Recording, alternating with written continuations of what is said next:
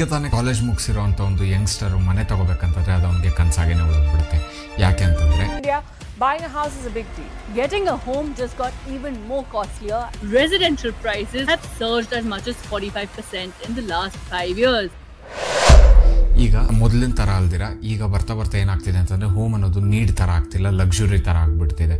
ಹೆಂಗೆ ಅಂತಂದರೆ ಒಂದು ಕಾಲದಲ್ಲಿ ಒಂದು 10 ವರ್ಷ 20 ವರ್ಷಕ್ಕೆ ಮುಂಚೆ ನೋಡೋದಾದರೆ ಒಂದು ಮನೆಯನ್ನು ಒಂದು ನೀಡ್ ಥರ ನೋಡೋಕ್ಕಾಗ್ತಿತ್ತು. ಅದೇ ನಾವು ಬೇಸಿಕ್ ನೀಡ್ಸ್ ಏನಂತ ಹೇಳ್ತೀವಿ, ರೋಟಿ ಕಪಡ ಮಕಾನ್ ಅಂತ, ಅದು ಮನೆ ಒಂದು ಬೇಸಿಕ್ ನೀಡ್ ಥರ ಆಗ್ತಿತ್ತು. ಆದರೆ ಈಗ ಹೆಂಗಾಗ್ಬಿಟ್ಟಿದೆ ಅಂತಂದರೆ ಪ್ರೈಸಸ್ಸು ಒಂದು ಲಕ್ಸುರಿ ನೀಡ್ ಥರ ನೋಡ್ತಿದ್ದಾರೆ. ಎಲ್ಲರೂ ಅಫೋರ್ಡ್ ಮಾಡೋದಕ್ಕೆ ಸಾಧ್ಯ ಇಲ್ಲ. ಈಗ ಕಾಲೇಜ್ ಮುಗಿಸಿರ್ತಾನೆ ಒಂದು ಹುಡುಗ, ಆ ಹುಡುಗಾಗ ಒಂದು 30,000-40,000 ಸಂಬಳ ಬರ್ತಿರುತ್ತೆ ಅಂತ ಅಂದ್ಕೊಳ್ಳೋಣ. ಆ ಹುಡುಗನಿಗೆ ಬಂದ್ಬಿಟ್ಟು ಒಂದು ಮನೆ ತಗೋಬೇಕಂತಂದ್ರೆ ಅವ್ನ ಜೀವನ ಪೂರ್ತಿ ದುಡಿದ್ರೂ ಅವನೊಂದು ಮನೆ ತಗೊಳ್ಳೋದು ತುಂಬ ಕಷ್ಟ ಆಗುತ್ತೆ. Prices in India skyrocketing. Buying a home is everyone's dream, but what if that dream just becomes more and more unaffordable each passing day? Gurgaon ಅಥವಾ ಬೆಂಗಳೂರು ಈ ಥರ ಮೇಜರ್ ಮೆಟ್ರೋಪಾಲಿಟನ್ ಸಿಟೀಸ್ ಏನೇನಿದೆ, ಈ ಇಷ್ಟು ಸಿಟೀಸ್ ಅಲ್ಲಿ ನೋಡ್ತಾ ಹೋದ್ರೆ ಹೌಸ್ ಪ್ರೈಸಸ್ ಅನ್ನೋದು ಇಂಡಿಯಾಸ್ ಟಾಪ್ 10 ಸಿಟೀಸ್ ಅಂತ ಏನಿರುತ್ತೆ, ಈ ನ್ಯೂ ಡೆಲ್ಲಿ ಆಗಿರ್ಬೋದು, ಮುಂಬೈ ಆಗಿರ್ಬೋದು, ಕೋಲ್ಕತ್ತಾ ಆಗಿರ್ಬೋದು, ಚೆನ್ನೈ, ಬೆಂಗಳೂರು, ಹೈದರಾಬಾದ್ ಇಂಥ ಸಿಟೀಸ್ಗಳಲ್ಲಿ 88% ಆಗಿದೆ. ಅಂದರೆ ಹೋದ ವರ್ಷ ನೀವು 1 ಕೋಟಿಗೆ ಒಂದು ಮನೆ ತಗೋಬೋದಾದ್ರೆ ಈ ವರ್ಷ ನಿಮ್ಗೆ ಅದೇ ಮನೆ ಕೊಂಡುಕೊಳ್ಳೋದಕ್ಕೆ 1.8 crores ಬೇಕಾಗುತ್ತೆ. ಒಂದು ಗುರ್ಗಾಂವ್ ಸಿಟಿ ಒಂದಕ್ಕೆ 160% ರೈಸ್ ಆಗಿರುತ್ತೆ. ಅಂದರೆ ಹೋದ ವರ್ಷ ನೀವು 1 ಕೋಟಿ ರೂಪಾಯಿ ಕೊಟ್ಟು ಒಂದು ಮನೆ ತಗೊಂಡಿದ್ರೆ ಗುರ್ಗಾಂವಲ್ಲಿ ಈ ವರ್ಷ ನೀವು ಆ ಮನೆ ತಗೊಳ್ಳೋದಕ್ಕೆ 2,60,00,000 ಕೊಡಬೇಕಾಗುತ್ತೆ. ಈಗ ಯಾಕೆ ಈ ಮನೆ ತಗೊಳ್ಳೋದು ಅನ್ನೋ ಟಾಪಿಕ್ ಬಗ್ಗೆ ಬರ್ತಿದೆ ಅಂತಂದ್ರೆ, ಎಷ್ಟೋ ಜನ ನಮ್ಮ ಪೇರೆಂಟ್ಸ್ ಆಗಿರ್ಬೋದು, ಈ ಸೊಸೈಟಿ ಆಗಿರ್ಬೋದು, ನಮ್ಮ ಸಕ್ಸಸ್ ಅನ್ನ ಯಾವ್ದ್ರಿಂದ ಅಳಿತಾರೆ ಅಂತಂದ್ರೆ ನಾವು ಒಂದು ಮನೆ ಓನ್ ಮಾಡ್ತಿದೀವಾ ಇಲ್ವಾ ಅನ್ನೋದ್ರ ಮೇಲೆ ನೋಡಿ ಅಳಿತಾರೆ. Don't buy a house during the time when you're earning or living.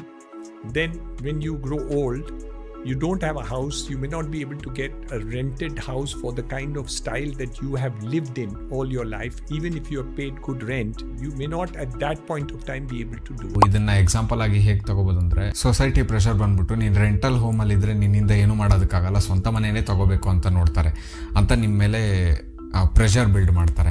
So ಈ ಪ್ರೆಷರ್ಗೆಲ್ಲ ಬಿದ್ದುಬಿಟ್ಟು ಯಾವುದೋ ಒಂದು ಮನೆ ರೇಟ್ ವಿಚಾರಿಸೋಣ ಅಂತ ಹೋದರೆ ನಿಮಗೆ ಮಿನಿಮಮ್ ಅಂದರೂ 60-70 ಲಕ್ಷದ ಕಡಿಮೆ ಯಾವ ಮನೆಯೂ ನಿಮಗೆ ಸಿಗೋದೇ ಇಲ್ಲ. ಮಿನಿಮಮ್ ಅಂದ್ರೂ ಆ 60-70 ಲಕ್ಷದ ಮನೆ ತೊಗೋಬೇಕಂದ್ರೆ ನೀವು 20 ವರ್ಷ 30 ವರ್ಷ EMI ಹಾಕೋಬೇಕಂದ್ರೆ ನೀವು ಜೀವನ ಪೂರ್ತಿ ದುಡಿಯೋದೆಲ್ಲ ನೀವು EMI ಕಟ್ತಾ ಇರ್ತೀರ. ಇದನ್ನು ನೀವು ಹೇಗೆ ನೋಡ್ಬೋದು ಅಂತಂದರೆ, ಈ home loan to EMI ratio ಅಂತ ಕರೀತಾರೆ. ಹಂಗಂತಂದರೆ ನಿಮ್ಮ ಮಂತ್ಲಿ ಇನ್ಕಮಲ್ಲಿ ಎಷ್ಟು % ಆಫ್ ದುಡ್ಡನ್ನು ನೀವು ಹೋಮ್ ಲೋನ್ EMIಗೆ ಕಟ್ತಾ ಇದ್ದೀರಾ ಅಂತ.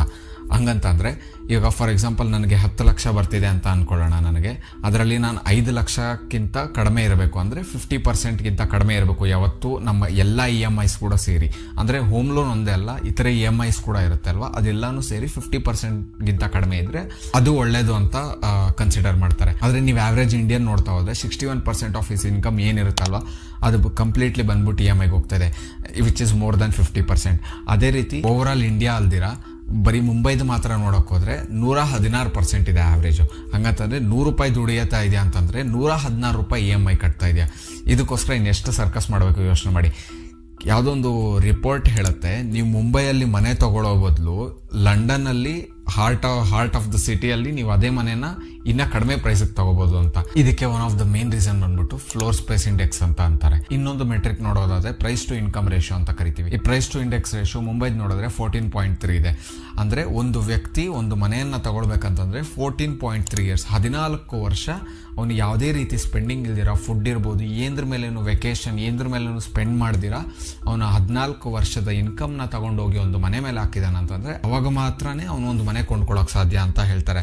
ಆದರೆ ನೀವು ಬರ್ಲಿನ್ ನೋಡ್ತಾ ಹೋದರೆ ಅದರದ್ದು 9.1 ಇದೆ, ನ್ಯೂ ಡೆಲ್ಲಿ 10.1 ಇದೆ, ಮತ್ತು ಇತರೆ ಸಿಟಿಗಳು ಅಂದರೆ ಚೆನ್ನೈ, ಕೋಲ್ಕತ್ತಾ ಆಗಿರ್ಬೋದು, ಪುಣೆ ಆಗಿರ್ಬೋದು, ಕೊಯಂಬತ್ತೂರು ಆಗಿರ್ಬೋದು, ಇಲ್ಲೆಲ್ಲ 5 to 7 ಇದೆ. ನಾವು ಈ ಮೆಟ್ರಿಕ್ಸ್ನ ಎಷ್ಟು ಕಡಿಮೆ ಇದ್ರೆ ಹೆಲ್ದಿ ಅಂತಂದ್ರೆ 5ಗಿಂತ ಕಡಿಮೆ. ಅಂದರೆ ನೀವು ಯಾವುದೇ ಒಂದು ಮನೆ ತಗೊಳ್ತಿದ್ರೆ ಏನೇ ಆಗಲಿ ನಿಮ್ಮ ಇನ್ಕಮ್ ಅದು 5 ವರ್ಷದ ಇನ್ಕಮ್ ಮಾತ್ರ ಆಗಿರಬೇಕು ಮ್ಯಾಕ್ಸಿಮಮ್ ಆ ಒಂದು ಮನೆ ತಗೊಳ್ಳೋಕೆ.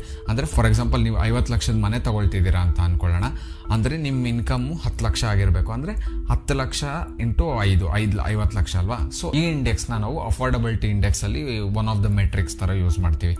ಮತ್ತು ನೀವು ನೋಡ್ಬೋದು, ಬಿಫೋರ್ ಕೋವಿಡ್ ಒಂಥರ ಇತ್ತು, ಆಫ್ಟರ್ ಕೋವಿಡ್ ಒಂಥರ ಇತ್ತು. ಬಿಫೋರ್ ಕೋವಿಡ್ ಹೆಂಗಿತ್ತು ಅಂತಂದರೆ ಜನ ತುಂಬ ರೆಂಟ್ ಮಾಡೋಕ್ಕೆ ಯೋಚನೆ ಮಾಡ್ತಿದ್ರು.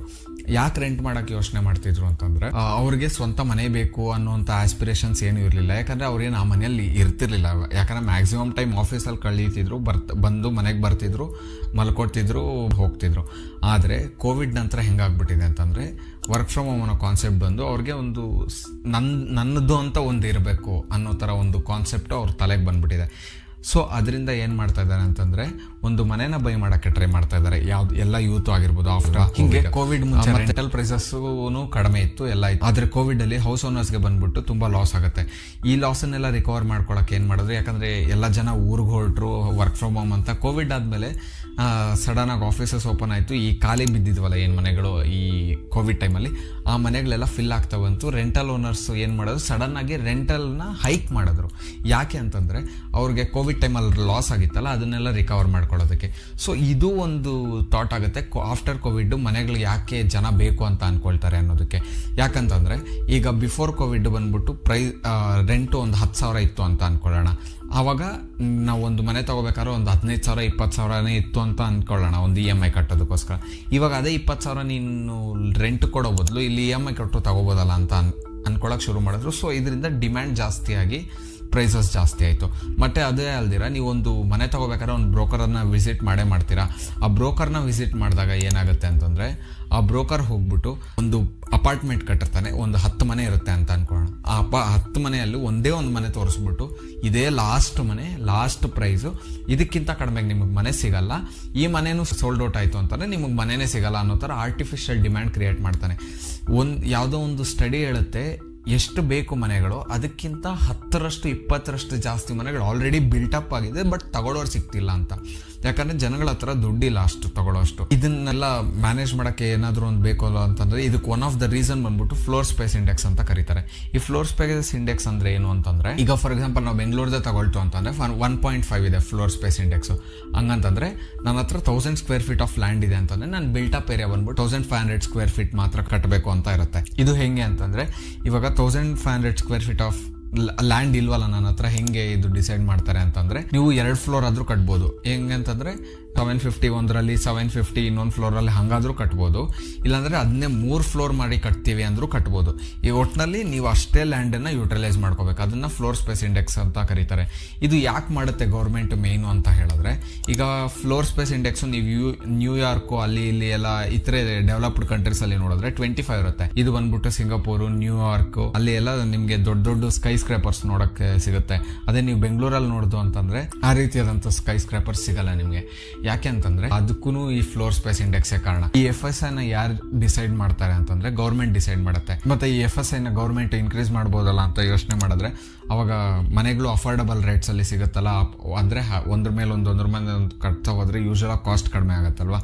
ಸೊ ಈ ರೀತಿ ಐಡಿಯಾಲಜಿಯಲ್ಲಿ ಮಾಡ್ಬೋದಲ್ಲ ಅಂತ ಅಂದ್ಕೊಂಡ್ರೆ, ಆದರೆ ಗೌರ್ಮೆಂಟ್ ಹಾಗೆ ಮಾಡೋಕ್ಕೆ ಬರಲ್ಲ. ಯಾಕೆ ಅಂತಂದರೆ ಇವಾಗ ಫಾರ್ ಎಕ್ಸಾಂಪಲ್ FSI ಬೆಂಗಳೂರದೇ 30 ಆಗುತ್ತೆ ಅಂತ ಅನ್ಕೊಬಿಡೋಣ. ಈಗ ನಮ್ಮಿರುವಂಥ 2 ಕೋಟಿ ಪಾಪ್ಯುಲೇಷನ್ಗೆ ನಮ್ಮ ಬೆಂಗಳೂರು ತಡೀತಿಲ್ಲ. ಟ್ರಾಫಿಕ್ಕು ಹಲವಾರು ಸಮಸ್ಯೆ ಇದೆ, ನೀರಾಗಿರ್ಬೋದು, ಟ್ರಾಫಿಕ್ ಆಗಿರ್ಬೋದು, ಏರ್ ಕ್ವಾಲಿಟಿ ಆಗಿರ್ಬೋದು ಎಲ್ಲನೂ. ಅದೇ ರೀತಿ FSIನ ಜಾಸ್ತಿ ಮಾಡ್ತಾ ಹೋಯಿತು ಅಂತಂದರೆ ಹಳ್ಳಿ ಜನ ಎಲ್ಲ ಬಂದ್ಬಿಟ್ಟು ಸಿಟಿಯಲ್ಲಿ ಕಾನ್ಸಂಟ್ರೇಟ್ ಆಗಕ್ಕೆ ಸ್ಟಾರ್ಟ್ ಮಾಡ್ತಾರೆ. ಅವಾಗ ಇನ್ನೂ ರಿಯಲ್ ಎಸ್ಟೇಟ್ ಪ್ರೈಸಸ್ ಜಾಸ್ತಿ ಆಗುತ್ತೆ. ಬೇರೆ ಕಂಟ್ರೀಸಲ್ಲೇನೋ ಕೆಲವು ಕಂಟ್ರೀಸಲ್ಲಿ ಲ್ಯಾಂಡ್ ಇರಲ್ಲ. ಫಾರ್ ಎಕ್ಸಾಂಪಲ್ ಜಪಾನ್ನ ಟೋಕ್ಯೋ ಆಗಿರ್ಬೋದು, ಇಂಥ ಜಾಗದಲ್ಲೆಲ್ಲ ಲ್ಯಾಂಡ್ ಅವೈಲಬಿಲಿಟಿ ಇರಲ್ಲ. ಅದಕ್ಕೋಸ್ಕರ FSI ಜಾಸ್ತಿ ಇರುತ್ತೆ. ನಮ್ಮ ದೇಶದಲ್ಲಿ ಲ್ಯಾಂಡ್ ಅಬಂಡೆಂಟ್ ಇದೆ. ಗೌರ್ಮೆಂಟ್ ಬಂದ್ಬಿಟ್ಟು ಒಂದೇ ಸಿಟಿಯಲ್ಲಿ ಕಾನ್ಸಂಟ್ರೇಟ್ ಆಗೋದಕ್ಕಿಂತ ರೂರಲ್ ಏರಿಯಾಸು ಡೆವಲಪ್ ಆಗಲಿ, ಅಲ್ಲೇ ಜನ ಇರಲಿ, ಸಿಟಿಗೆ ಬರೋದು ಕಡಿಮೆ ಆಗಲಿ ಅನ್ನೋದ್ರ ಮೇಲೆ ಕಾನ್ಸಂಟ್ರೇಟ್ ಮಾಡಿ ಈ FSIನ ಜಾಸ್ತಿ ಮಾಡ್ತಾ ಇಲ್ಲ. ಮತ್ತು ಇದಿಷ್ಟು ಆಯಿತು ಅಂತ ನೋಡೋಕೆ ಹೋದರೆ ಇವಾಗ ಇನ್ನೊಂದು ನೆಕ್ಸ್ಟ್ ಬಿಗ್ಗೆಸ್ಟ್ ಪೇಂಟಿಂಗ್ ಏನು ಅಂತಂದರೆ ಬ್ಲ್ಯಾಕ್ ಮನಿ. ಈ ಸರ್ಕಲ್ ರೇಟ್ಸ್ ಅಂತ ಕರೀತಾರೆ. ಇವಾಗ ಫಾರ್ ಎಕ್ಸಾಂಪಲ್ ನಿಮಗೆ 1 ಕೋಟಿ ರೂಪಾಯಿ ಮನೆ ಅಂತ ಅಂದ್ಕೊಳ್ಳೋಣ. ಈ ಸರ್ಕಲ್ ರೇಟ್ ಅಂತ ಒಂದು ಫಿಕ್ಸ್ ಮಾಡ್ತಾರೆ ಗೌರ್ಮೆಂಟ್. ಅಂದರೆ ಗೌರ್ಮೆಂಟ್ ಪ್ರಕಾರ ಆ ಪ್ರಾಪರ್ಟಿಗೆ ಮಾರ್ಕೆಟ್ ವ್ಯಾಲ್ಯೂ ಏನು ಅಂತ. ಈಗ ನೀವು ಗಮನಿಸಿರ್ಬೋದು, ನೀವು ಯಾವುದನ್ನ ಒಂದು ಸೈಟ್ ಅಥವಾ ತೋಟ ತೊಗೊಳಕ್ಕೆ ಹೋದಾಗ ಅವರು ಸರ್ಕಲ್ ರೇಟ್, ನೀವು ರಿಜಿಸ್ಟ್ರೇಷನ್ ಟ್ಯಾಕ್ಸ್ GST ಆಗ್ಬೋದು, GST ಆಗ್ಬೋದು, ಸ್ಟ್ಯಾಂಪ್ ಡ್ಯೂಟಿ ಆಗ್ಬೋದು, ಇದೆಲ್ಲ ಕಟ್ಟೋದೇ ಒಂದಾಗಿರುತ್ತೆ. ಆದರೆ ನೀವು ಆ್ಯಕ್ಚುಲಾಗಿ ಅಮೌಂಟ್ ಕೊಡೋದೇ ಬೇರೆ ಆಗಿರುತ್ತೆ. ಮತ್ತು ಅದನ್ನು ನೀವು ಕ್ಯಾಶಲ್ಲೇ ಕೊಡಬೇಕು. ಆ ಸೆಲ್ಲರ್ ಯಾರು ಇರ್ತಾನೆ, ಆ ಸೆಲ್ಲರ್ ನಿಮ್ಮ ಹತ್ರ ಯಾವತ್ತೂ ಈ ಚೆಕ್ ಪೇಮೆಂಟ್ ಮಾಡಿಸ್ಕೊಳಲ್ಲ. ಯಾಕೆ ಅಂತಂದರೆ ಇದೇ ರೀಸನ್ಗೆ. ಇವಾಗ 1 ಕೋಟಿ ಪ್ರಾಪರ್ಟಿ ಇರುತ್ತೆ ಅಂತ ಅಂದ್ಕೊಳ್ಳೋಣ. ಆ 1 ಕೋಟಿ ಇರೋ ಪ್ರಾಪರ್ಟಿನ ನೀವು 30 ಲಕ್ಷ ಮಾತ್ರ ಅವನು ಗೌರ್ಮೆಂಟ್ಗೆ ಟ್ಯಾಕ್ಸ್ ತೋರಿಸ್ತಾನೆ, ಎಲ್ಲ ಮಾಡ್ತಾನೆ. ಸೊ ಇನ್ನು ಮಿಕ್ಕಿದ 70 ಲಕ್ಷ ಬಂದ್ಬಿಟ್ಟು ಬ್ಲ್ಯಾಕ್ ಮನಿ ಥರ ಇರುತ್ತೆ. ಗೌರ್ಮೆಂಟ್ಗೂ ಲಾಸು, ಈ ಕಡೆ ತಗೊಳ್ಳೋ ನಿಮಗೂ ಲಾಸು. ಈ ರೀತಿ ಇನ್ಫ್ಲೇಟ್ ಮಾಡ್ತಾ ಹೋಗ್ತಾರೆ. In 2023, India's real estate market was worth around $265 billion. By 2030, it will be worth $1 trillion, and by 2047, 5.8 trillion. That is the projection. Imagine that. ಅದೇ ರೀತಿ ಪಾಲಿಟಿಷಿಯನ್ಸ್ ಕೂಡ ಏನು ಮಾಡ್ತಾರೆ ಅಂತಂದರೆ, ಗೌರ್ಮೆಂಟಿಂದ ಸರ್ಕಲ್ ರೇಟ್ಸಲ್ಲಿ, ಸಬ್ಸಿಡೈಸ್ ರೇಟ್ಸಲ್ಲಿ ಲ್ಯಾಂಡ್ಸ್ನ ತೊಗೊಂಡ್ಬಿಟ್ಟು ಬಿಲ್ಡರ್ಸ್ ಜೊತೆ ಟೈಅಪ್ ಆಗಿಬಿಟ್ಟು ಅದನ್ನು ಮ್ಯಾಕ್ಸಿಮಮ್ ರೇಟ್ಗೆ ಮಾರಕ್ಕೆ ನೋಡ್ತಾರೆ. ಅಂದರೆ ಈ ಬ್ಲ್ಯಾಕ್ ಮನಿ, ನಾನು ಹೇಳ್ದೆ ಅಲ್ಲ, ಹೇಳೋದೊಂದು ರೇಟು, ಸರ್ಕಲ್ ರೇಟ್ ಒಂದು ರೇಟ್ ಇರುತ್ತೆ ಅಂತ. ಆ ರೀತಿ ಸರ್ಕಲ್ ರೇಟ್ ಅಂದರೆ ಇನ್ನೇನು ಅಲ್ಲ, ಗೌರ್ಮೆಂಟು ಒಂದು ಲ್ಯಾಂಡ್ಗೆ ಫಿಕ್ಸ್ ಮಾಡುವಂಥ ರೇಟ್. ಒಬ್ಬ ವ್ಯಕ್ತಿಗೆ ಇರೋದಕ್ಕೆ 1 ಮನೆ ಸಾಕಲ್ವಾ? ಇಲ್ಲಿ ಇನ್ನೂ ಚೆನ್ನಾಗಿ ದುಡಿತಿದ್ದಾನೆ, ಮಾಡ್ತಾನೆ ಅಂದರೆ 2 ಇಲ್ಲ 3 ಮನೆ ತಗೊಳ್ತಾನೆ. ಆ 3 ಮನೆ ತಗೊಂಡು ರೆಂಟಿಗೆ ಬಿಡ್ತಾನ? ಇಲ್ಲ. ರೆಂಟಿಗೆ ಬಿಟ್ಟರೆ ಏನಾಗುತ್ತೆ, ಮತ್ತೆ ಅವನು ಅದಕ್ಕೆ ಅದು ಆ ಮನೆ ಎಲ್ಲಿಂದ ಬಂತು ಅಂತ ಟ್ಯಾಕ್ಸ್ಗೆ ಹೋಗುತ್ತೆ. ಮತ್ತು ಈ ಟ್ಯಾಕ್ಸ್ ಇಂಪ್ಲಿಕೇಶನ್ಸ್ ಎಲ್ಲ, ಟ್ಯಾಕ್ಸು ಕಟ್ಟೋದು ಬೇಡ, ಮನೆ ಬೇಕಾದ್ರೆ ಖಾಲಿಯಾಗಿರಲಿ. ಅದೊಂಥರ ಪಿಗ್ಗಿ ಬ್ಯಾಂಕ್ ಥರ. ಹೆಂಗೆ ಅಂತಾರೆ, ಈ ವರ್ಷ ನಾನು 1 ಕೋಟಿ ಸಂಪಾದಿಸಿದ್ದೀನಿ, ಈ ವರ್ಷ ಒಂದು ಪ್ರಾಪರ್ಟಿ ತೊಗೊಂಬೋಣ, ನೆಕ್ಸ್ಟ್ ವರ್ಷ ಇನ್ನೊಂದು ಕೋಟಿ ಸಂಪಾದಿಸಿದ್ದೀನಿ, ನೆಕ್ಸ್ಟ್ ವರ್ಷ ಇನ್ನೊಂದು ಮನೆ ತೊಗೊಂಬೋಣ. ಆ ಮನೆ ರೆಂಟಿಗೆ ಬಿಡ್ತಾರೆ ಅಂತಂದರೆ ರೆಂಟಿಗೆ ಬಿಡಲ್ಲ. ಯಾಕೆಂದರೆ ರೆಂಟಿಗೆ ಬಿಟ್ಟರೆ ಟ್ಯಾಕ್ಸಿಗೆ ಬರುತ್ತೆ, ಮತ್ತು ಟ್ಯಾಕ್ಸ್ ಕಟ್ಟಬೇಕಾಗುತ್ತೆ. ಸೊ ಈ ಮನುಷ್ಯ ಟ್ಯಾಕ್ಸ್ ಕಟ್ಟಕ್ಕೆ ಇಷ್ಟಪಡಲ್ಲ. ಎಲ್ಲ ಪ್ರಾಬ್ಲಮ್ಸ್ ಇರಬೇಕಾದ್ರೆ ಈ ಆರ್ಟಿಫಿಷಿಯಲ್ ಡಿಮ್ಯಾಂಡ್ ಆಗಿರ್ಬೋದು, ಒಂದು ಹೌಸ್ ಪ್ರೈಸಸ್ ಜಾಸ್ತಿ ಆಗೋದಾಗಿರ್ಬೋದು, ಇದೆಲ್ಲ ಆಗಿರಬೇಕಾದ್ರೆ ಈ ಸಿಂಗಪುರ್ ಗೊತ್ತಲ್ವಾ ನಿಮಗೆ? ಈ ಸಿಂಗಪುರಲ್ಲಿ ಏನಾಗುತ್ತೆ ಅಂತಂದರೆ, ಮನೆಗಳನ್ನ ಹೌಸಿಂಗ್ ಡೆವಲಪ್ಮೆಂಟ್ ಬೋರ್ಡ್ ಅಂತ ಒಂದು ಸ್ಟಾರ್ಟ್ ಮಾಡ್ತಾರೆ ಅರೌಂಡ್ 80s ಆ ಟೈಮಲ್ಲಿ ಸಿಂಗಪುರದಲ್ಲಿ.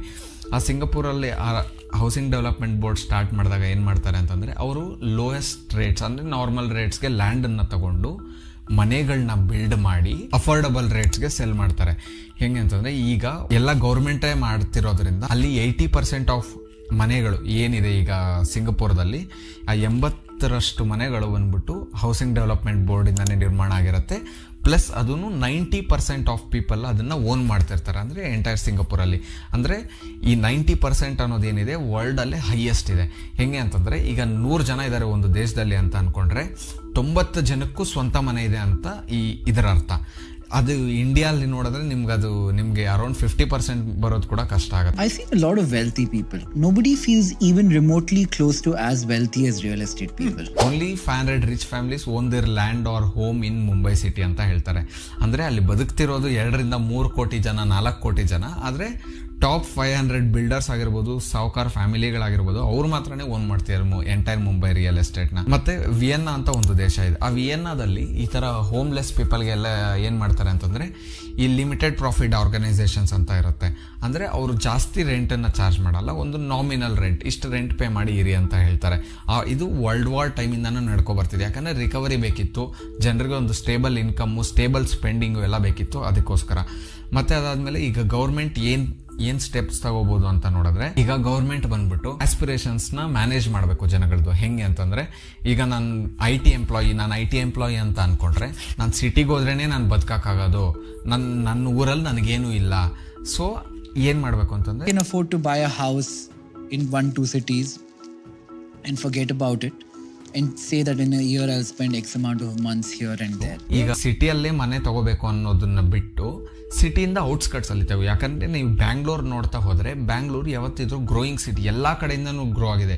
ನೀವು ಕಳೆದ 10 ವರ್ಷದಲ್ಲಿ ಆವಾಗ ಔಟ್ಸ್ಕಟ್ಸ್ ಅಂತ ಏನ್ ಕರಿತಿದ್ವಿ, ಆ ಏರಿಯಾದಲ್ಲಿ ನೀವೇನಾದ್ರೂ ಒಂದು ಮನೆ ಆಗಿರ್ಬೋದು, ಲ್ಯಾಂಡ್ ಆಗಿರ್ಬೋದು, ಏನೇ ತಗೊಂಡಿದ್ರು ಇವತ್ತು ಅದ್ರ ವ್ಯಾಲ್ಯೂ ಬಂದ್ಬಿಟ್ಟು 10 to 20 ಟೈಮ್ಸ್ ಜಾಸ್ತಿ ಆಗಿದೆ. ಸೊ ಈ ಆಸ್ಪಿರೇಷನ್ಸ್ ಮ್ಯಾನೇಜ್ ಮಾಡೋದಕ್ಕೋಸ್ಕರ ಔಟ್ಸ್ಕಟ್ಸ್ ಅಲ್ಲಿ, ಅಂದ್ರೆ ಸಿಟಿ ಔಟ್ಸ್ಕಟ್ಸ್ ಅಲ್ಲಿ ಆಗಿರ್ಬೋದು, ಅಥವಾ ಡಿಸೆಂಟ್ರಲೈಸೇಷನ್ ಆಫ್ ಕಂಪನೀಸ್ ಆಗಿರ್ಬೋದು, ಇಂಡಸ್ಟ್ರೀಸ್ ಆಗಿರ್ಬೋದು, ಎಲ್ಲ ಮಾಡ್ತಾ ಹೋದ್ರೆ ಆಗ ಒಂದು ಸಿಟಿ ಮೇಲೆ ಪ್ರೆಷರ್ ಕಡಿಮೆ ಆಗುತ್ತೆ, ಡಿಮ್ಯಾಂಡ್ ಕಡಿಮೆ ಆಗುತ್ತೆ, ಪ್ರೈಸಸ್ ಕಡಿಮೆ ಆಗುತ್ತೆ. ಮತ್ತೆ ಈ ಕಾನ್ಫ್ಲಿಕ್ಟ್ ಆಫ್ ಇಂಟ್ರೆಸ್ಟ್ನ ಇದು ಮಾಡಬೇಕಾಗುತ್ತೆ. ಹೆಂಗೆ ಅಂತಂದರೆ, ಫಾರ್ ಎಕ್ಸಾಂಪಲ್ ನಾವು ನೋಡ್ತಾ ಹೋದರೆ, ಈ ಬೆಂಗಳೂರಿಗೆ ಪ್ರತಿ 10 ವರ್ಷಕ್ಕೊಮ್ಮೆ ಇಲ್ಲ 5 ವರ್ಷಕ್ಕೊಮ್ಮೆ ಸುತ್ತಮುತ್ತ ಟೌನ್ಸ್ನ, ಸಿಟೀಸ್ನ ಸೇರಿಸ್ಕೊಳ್ತಾ ಬರ್ತಾರೆ. ಇದಕ್ಕೆ ಬೆಸ್ಟ್ ಎಕ್ಸಾಂಪಲ್ ಅಂತ ಹೇಳ್ತಾ ಹೋದರೆ, ನಿಮಗೆ ಈ ಒಂದು 20 ವರ್ಷಕ್ಕೆ ಮುಂಚೆ ನಿಮಗೆ ಎಲೆಕ್ಟ್ರಾನಿಕ್ ಸಿಟಿ ಬಂದ್ಬಿಟ್ಟು ಬೆಂಗಳೂರು ಸಿಟಿ ಆಗಿರಲಿಲ್ಲ. ಇಲ್ಲಿಗೆ ಈ ವಿಡಿಯೋ ಮುಗಿಸ್ತಾ ಇದ್ದೀನಿ. ನಿಮಗೆ ಏನು ಅನಿಸುತ್ತೆ ಅಂದರೆ, ಈ ಹೌಸಿಂಗ್ ಪ್ರೈಸಸ್ ಬಗ್ಗೆ ಆಗಿರ್ಬೋದು, ಏನೇ ಆಗಿರ್ಬೋದು, ನಿಮಗೆ ಏನು ಅನಿಸ್ತು ಈ ವಿಡಿಯೋ ನೋಡಿ? ಮತ್ತು ನನಗೆ ಏನಾದರೂ ಸಜೆಷನ್ ಕೊಡೋದಿದ್ರೆ, ಫೀಡ್ಬ್ಯಾಕ್ ಕೊಡೋದಿದ್ರೆ, ಇಲ್ಲ ನೆಕ್ಸ್ಟ್ ಇನ್ನೊಂದು ಏನದ್ರ ಬಗ್ಗೆ ವಿಡಿಯೋ ಮಾಡಿ ನಿಮಗೆ ಅರ್ಥ ಮಾಡಿಸ್ಬೋದು, ಒಂದು ಕಾಂಪ್ಲೆಕ್ಸ್ ಬಿಸ್ನೆಸ್ ಕಾನ್ಸೆಪ್ಟ್ನ ಈಸಿಯಾಗಿ, ಇಲ್ಲ ನಿಮಗೆ ಯಾವ್ದ್ರ ಬಗ್ಗೆ ಆದ್ರೂ ತಿಳುವಳಿಕೆ ಬೇಕಿದ್ರೆ ಮೆನ್ಷನ್ ಮಾಡಿ, ನಾನು ಅದನ್ನು ಓದಿ ನನ್ನ ಲೆವೆಲ್ ಬೆಸ್ಟಲ್ಲಿ ನಾನು ಟ್ರೈ ಮಾಡ್ತೀನಿ ನಿಮ್ಗೆ ಅರ್ಥ ಮಾಡ್ಸೋಕ್ಕೆ. Thank you.